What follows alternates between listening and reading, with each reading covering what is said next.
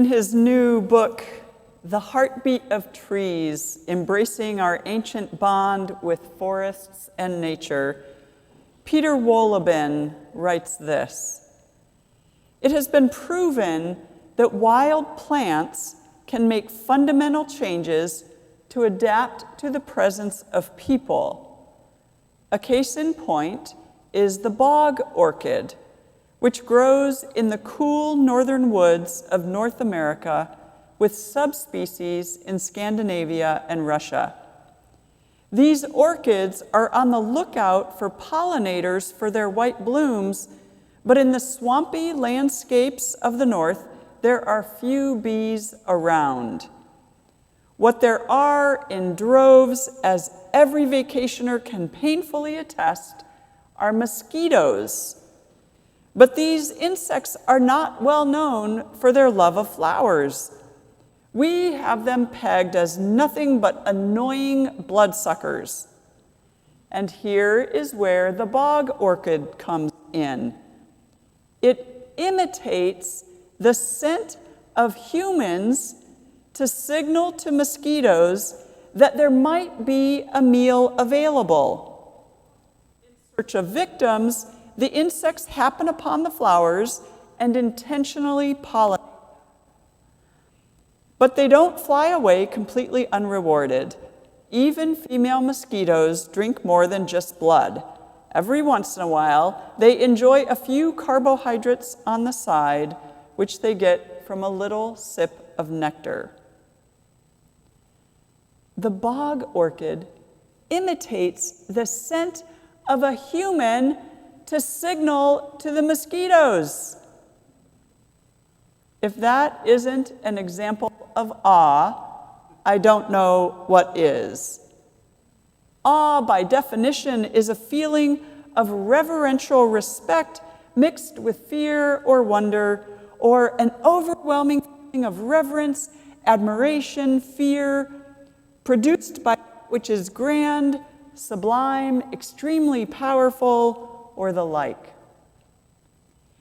Awe can simultaneously astound us, scare us, bring us to our knees, take our breath away, or bring tears to our eyes.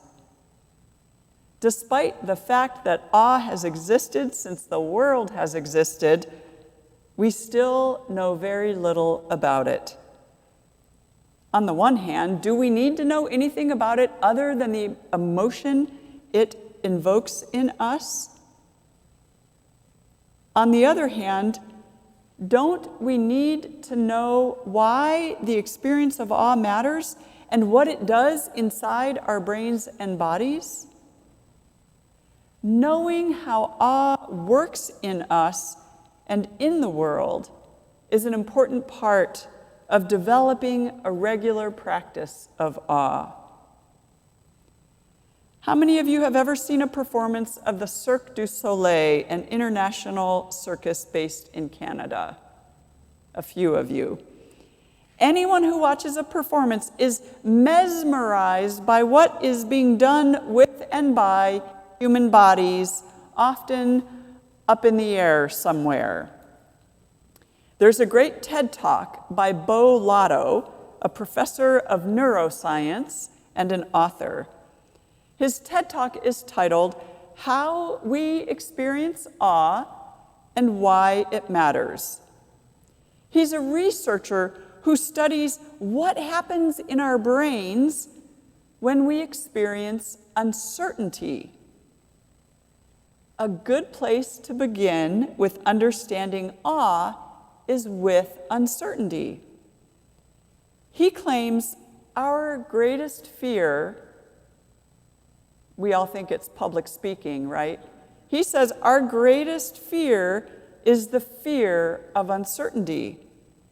We do not like not knowing.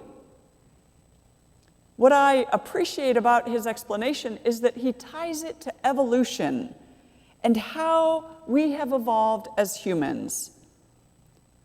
During so many parts of evolution, if you did not know what was in the dark or in the water or in the forest, you would probably die.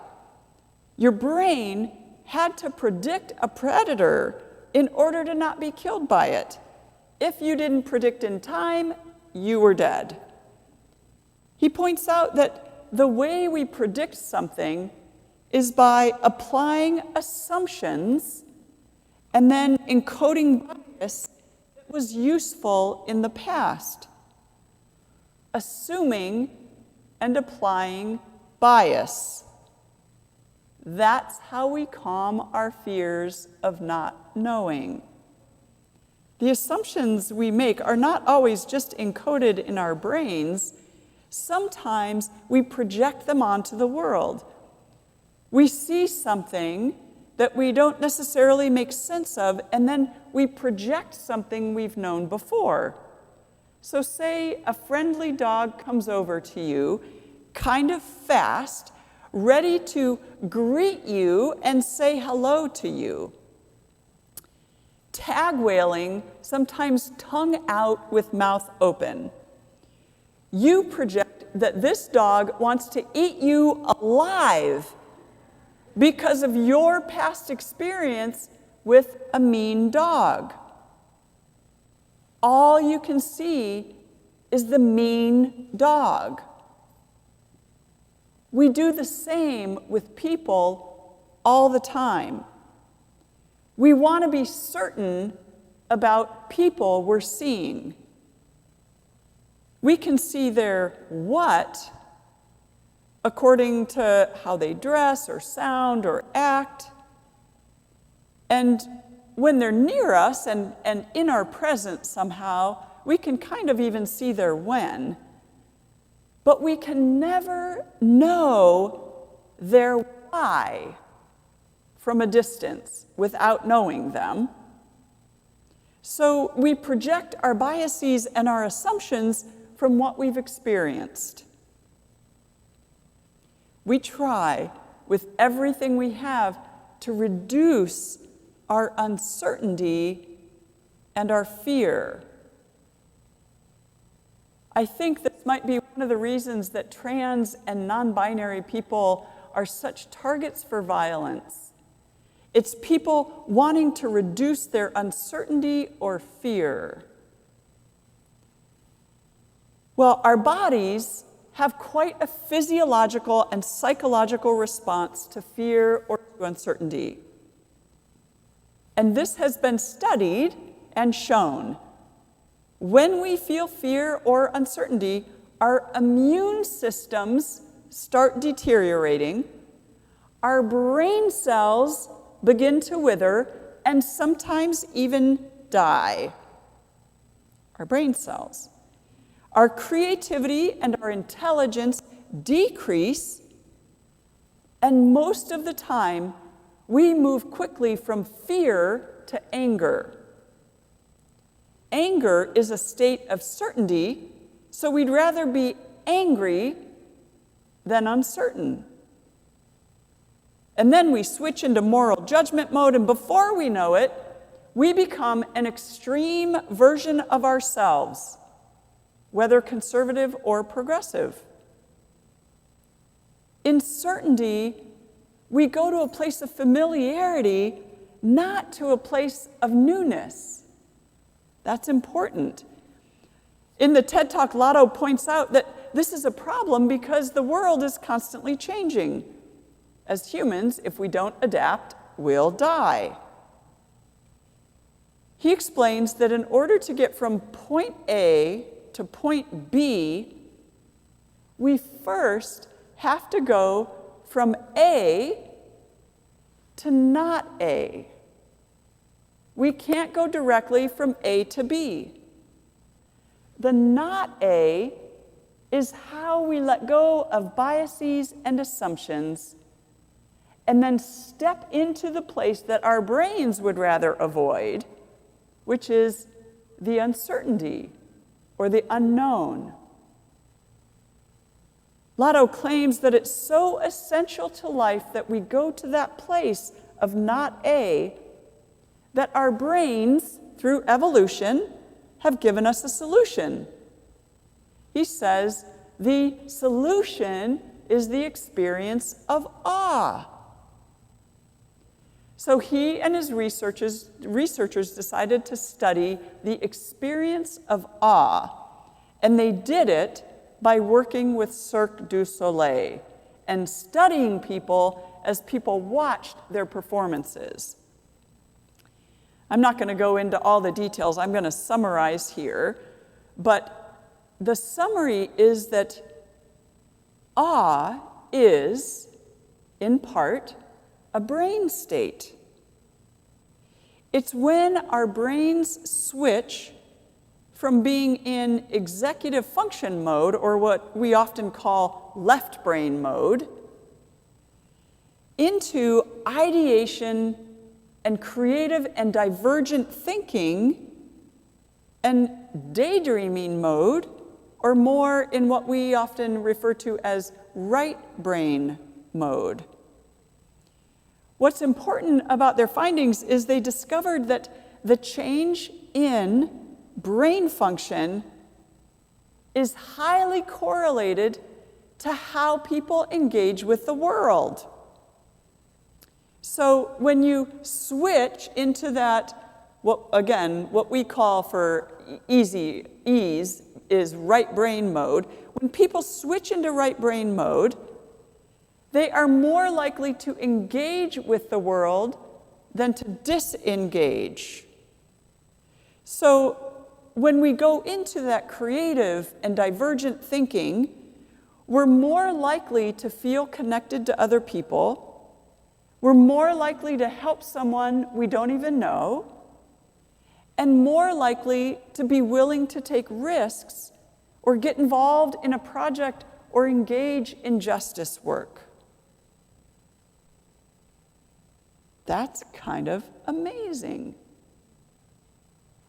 Last night, Jeanette and I were invited to an off-Broadway play here in Chicago, down in Morgan Park, called Justice on Trial. The premise of the play is that the African American people in the United States are suing the Justice Department for reparations for all of the harms done for $14 trillion. The three witnesses called to testify are Harriet Tubman, Emmett Till, and Medgar Evers. As the jury deliberates, the conversation includes many more current examples of injustices toward Black people. What surprised us most about the play was how music was incorporated throughout the evening. It was not a musical, it was a play. So when Harriet Tubman comes back from the grave to testify at the trial, she's sitting on a chair looking mostly dead, and the audience isn't sure whether she'll even make it through her testimony, when all of a sudden she raises her head and sings the most powerful song. And even before the play began, social justice leaders from all over the South and West Side were honored. Emmett Till's surviving relatives were introduced and his cousins spoke. And then a woman got on stage who wrote and sang a song titled Carolyn to the white woman who accused Emmett Till of whistling at her, and then later in her life confessed that it had all been a lie. Every person in the audience experienced awe last night. I was given permission before the second half started to invite everyone to our Vigil Against Violence on October 16th, and many people were interested and took postcards to share. Because of my sermon today, I was aware of how the awe of the evening connected us all. So why is it essential that we all develop the spiritual practice of awe? Lotto makes another connection that's important to us between how we typically deal with conflict and how awe could change the way we engage in conflict. As we've seen in our country's politics, we are not effective in changing each other's minds. We think if we can just prove that the other person is wrong, they will change, and they think the same about us. But none of us are changing as a result. Maybe we're all even getting more entrenched in our original beliefs. Conflict is quite similar to competition in that we approach it as though there's a winner and there's a loser. Our brains, though, are geared toward learning. And when we're competing against each other or trying to convince other people of our rightness, we're not learning. Lotto argues for a different approach to conflict. I'm sure by now you've probably guessed. He suggests that if we can use the experience of awe to deal with conflict, we could all be doing it differently. We could use awe to remind us that we don't know everything, and it's okay if we don't know everything. Experiencing awe also gives us more courage to take risks. It helps us to become more comfortable with uncertainty, and that means we can enter into conflict with more questions than answers. We can go into a conflict with the desire to understand rather than to win or to convince someone of something.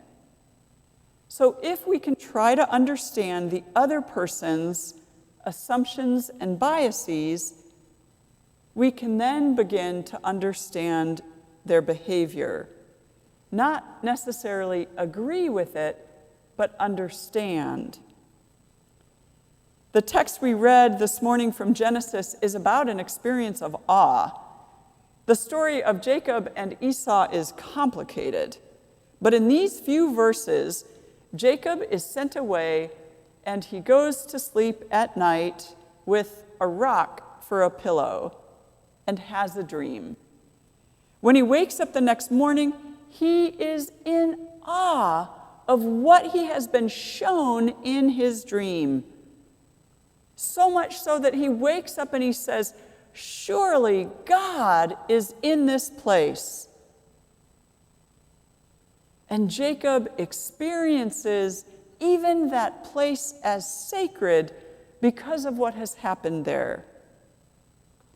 Remember, awe is a mixture of fear and reverence, and our brains not being able to make logical sense of something. To experience God in any given moment, whether through a message or a calling or an unmistakable presence, is an experience of awe. Ironically, it rarely happens in church.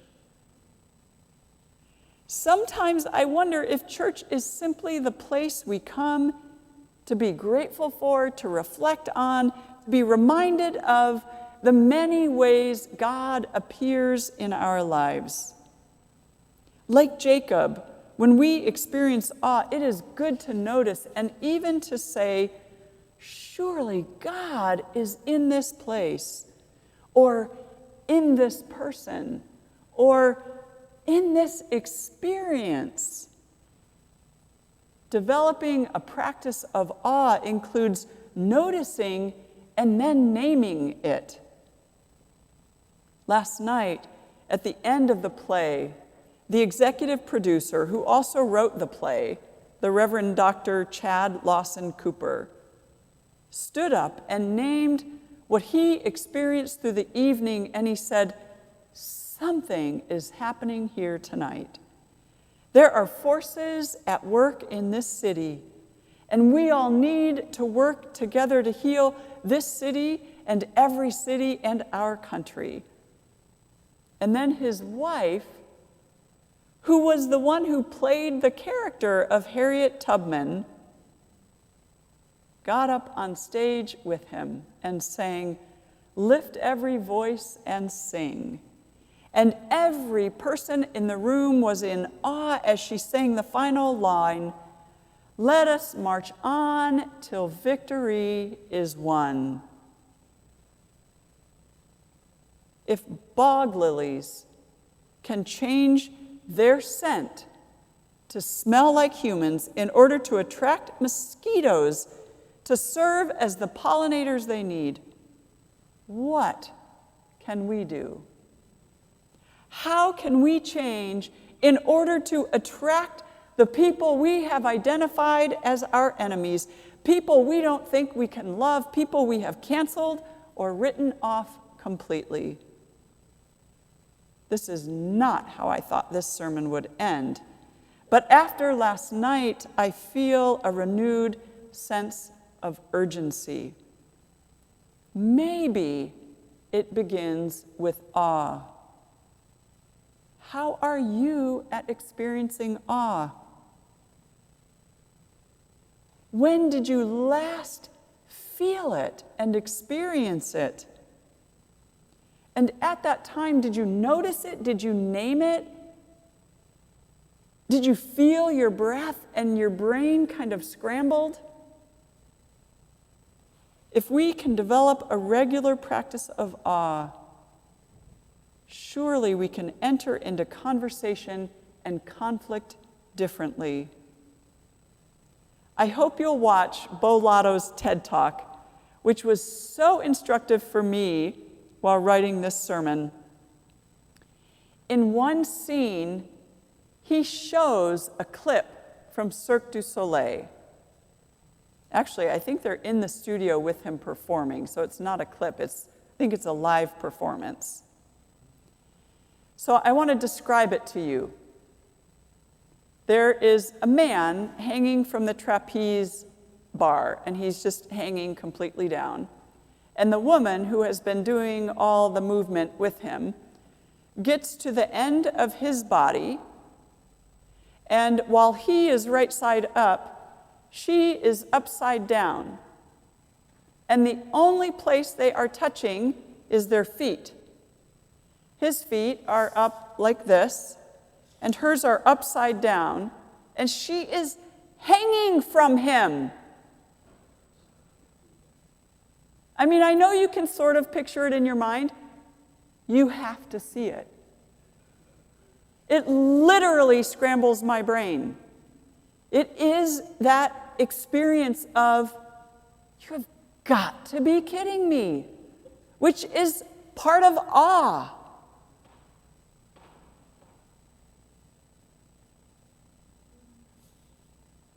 If we can all develop a practice of awe and engage in creative and divergent thinking, imagine how God is going to be able to lead us into an exciting future together.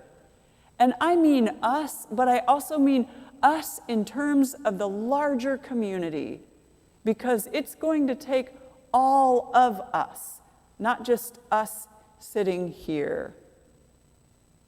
Amen.